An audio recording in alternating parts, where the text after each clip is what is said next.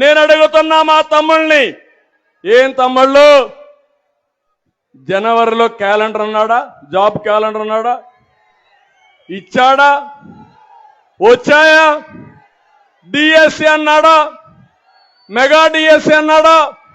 ఒక డిఎస్సి పిలిచాడా? ఒక్కరికి ఉద్యోగం వచ్చిందా? మళ్ళీ జాబు రావాలంటే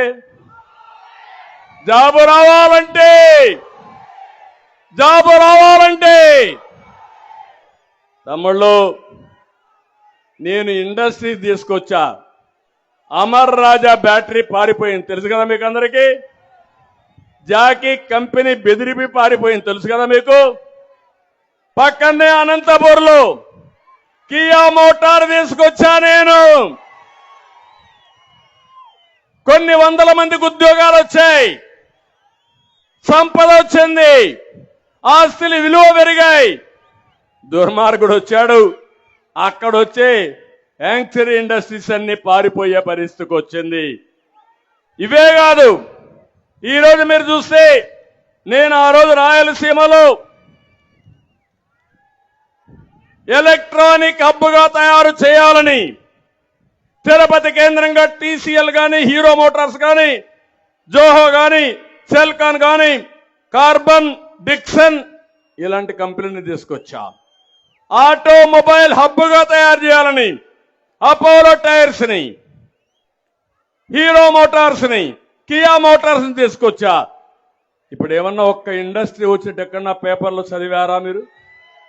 ఉద్యోగాల్లో బాగా రాణించాలంటే మంచి చదువు రావాలి మీకు. తిరుపతిలో ఐఐటి తెచ్చాను, తిరుపతిలో ఐసీఆర్ తెచ్చాను రాయలసీమ కోసం. అనంతపూర్లో సెంట్రల్ యూనివర్సిటీ తీసుకొచ్చాం, కర్నూలులో ఉర్దూ యూనివర్సిటీ, త్రిబుల్ ఐటీ తీసుకొచ్చిన ఘనత తెలుగుదేశం పార్టీదని చెప్పి కూడా నేను మీకు తెలియజేస్తున్నా. నేను అడుగుతున్నా, ఒక్క ఫ్యాక్టరీ రాకుండా, ఒక్క తమ్ముడికి ఉద్యోగం ఇవ్వకుండా, ఇటీవల ఆల్ ఇండియా లెవెల్లో మనం చూస్తే నిరుద్యోగంలో 24% ఆంధ్ర వాళ్ళే ఉన్నారు, మన వాళ్ళ పిల్లలే ఉన్నారు. లాస్ట్ లో మనం ఉన్నాం. నేను అడుగుతున్నా, మీకు రోషం లేదా? ఎఫ్డిఐలో ఎక్కడికో వెళ్ళిపోయాం.